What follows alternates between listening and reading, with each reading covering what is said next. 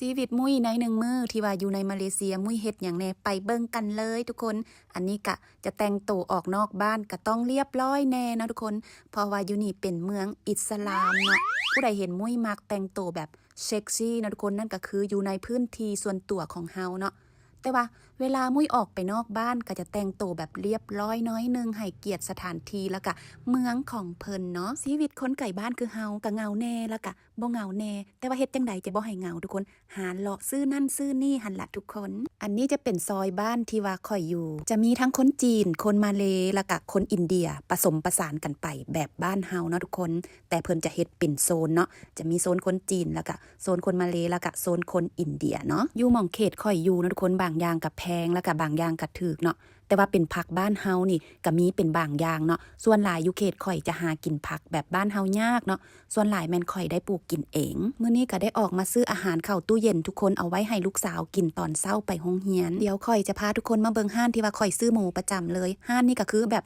คนหลายขนาดเลยทุกคนไปเฮาเข้าไปเบิ่งทางไหนกันเนาะว่าจะมีอย่างแดห้านนี้มุ้ยจะมาซื้อประจำเลยทุกคนแต่ว่ามุ้ยมาอยากสวยแน่คนบ่ค่อยมีเนาะแต่ว่ามาตอนเช้านี่คนหลายทุกคนโยนี่จะมีหมูปิ้งพร้อมเด้อทุกคนมีเป็ดพร้อมเนาะแล้วก็มีหลายอย่างอยู่ทุกคนแต่ว่าข่อยมาซื้อนี่จะมาซื้ออันเป็นเมี่ยนเปาให้ลูกเป็นซาลาเปาเป็นแนวที่ว่าลูกข่อยมักนะส่วนหลายจะบ่มีของข่อยดอกจะมีแต่ของลูกหลายกว่าเอาไว้ให้ลูกกินไปตอนเช้าหรือว่าลูกแบบว่างๆเพิ่นอยากกินนั่นกินนี่เพิ่นก็เอามาเฮ็ดกินเองนะทุกคนที่กินอยู่ตู้เย็นข่อยก็มีครบทุกอย่างเลยส่วนหลายจะเน้นเป็นอาหารลูกสาวทั้งสองหลายกว่าอยู่ในห้างเพิ่นก็มีหลายอย่างขายเด้อทุกคนอันนี้ก็จะเป็นโซนหมูทุกคนแล้วก็โซนเป็นพวกน้ำซอสอีหยังก็มีนี่ทุกคนมีอีหยังก็เอิ้นว่าน้ำปลาทิพรสน้ำทุกคนเลิศอ่ะส่วนหลายก็จะซื้อเป็นของกินลูกจะเป็นเมี่ยนเปาเป็นเมี่ยนเป็นมีจังซี่ล่ะทุกคนเดี๋ยวเซ็กบินแล้วเฮากะจะไปต่อนะทุกคนเฮายังมีซื้อเครื่องอีกนะทุกคนไปทุกคนตามมุ้ยไปเลยนี่ล่ะทุกคนชีวิตข่อยอยู่ในมาเลเซียกะบ่ได้มีอีหยังหลายไปเที่ยวไปยังกะยังไปบ่ได้เนาะเพราะว่าค่าลูกไปส่งลูกอยู่โรงเรียนไปรับลูกอยู่โรงเรียนเนาะเพราะว่าข่อยอยู่พี่ซ้ำโตคนเดียวเลยเฮ็ดอีหยังด้วยตัวเองทั้งหมดเลยทุกคนผัวกะจะมีหน้าที่พาไปต่อวีซ่าแต่งดองนะทุกคนนอกเหนือจากหันคอยกระจัดการเองเลยทุกคน